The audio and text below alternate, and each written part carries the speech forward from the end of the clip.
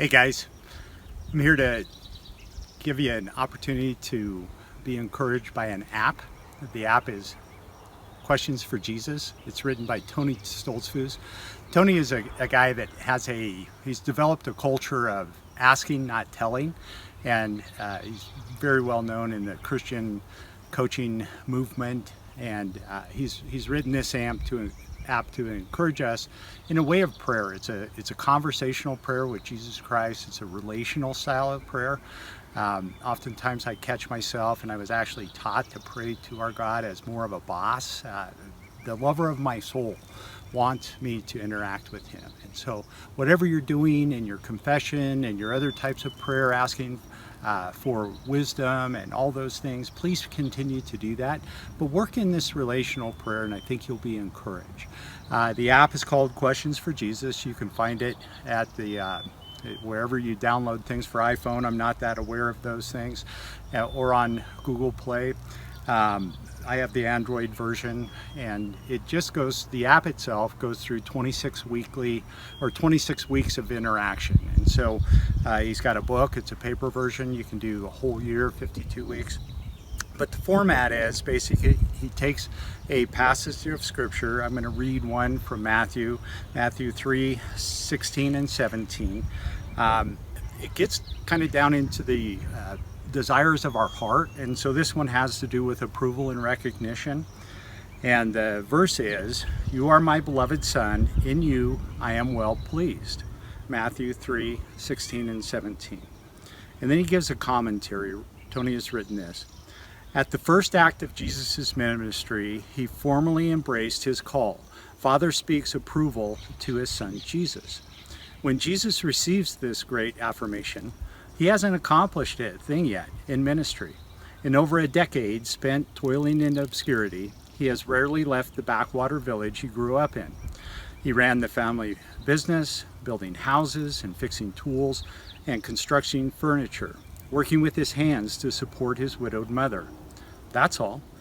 Before he enters his call, before he's famous, before he teaches a word or does anything world-changing, Father's heart overflows with love and affirmation and approval for him.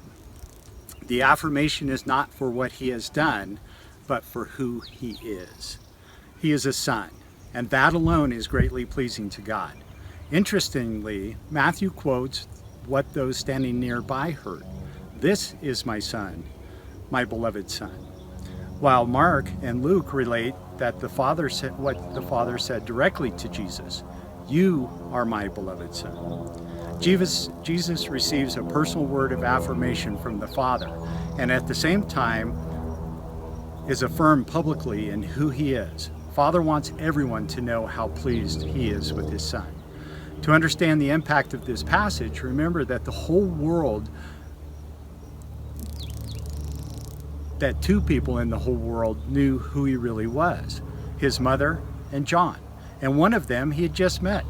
For 30 years, Jesus was unrecognized and unseen, constantly underestimated, told he was less than who he was, knowing that no one really knew him.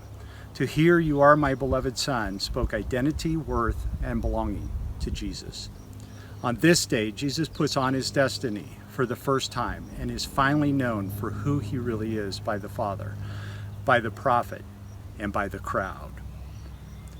It goes on then to ask questions. So as you read that and internalize that, let Jesus say to you, "You are my beloved Son, in whom I am well pleased." Soak in it. Let those words sink into your heart. Or you could ask, "Jesus, how am I a son to you? What do you love about me as a son?" Or, "Jesus, what was it like for you to have no one know who you were for so long?" Maybe you identify with that. How did you deal with that? And ask Jesus just to give you that word of encouragement. Or another question, who do you see me as that nobody else knows? Let the Lord of Glory pour into you. Or, how have I operated like a son this week? What does that do for you when I operate that way? It also goes into then an opportunity for you to pray that. And when you do that, it clicks over into a time of meditation with it's 1 minute of music.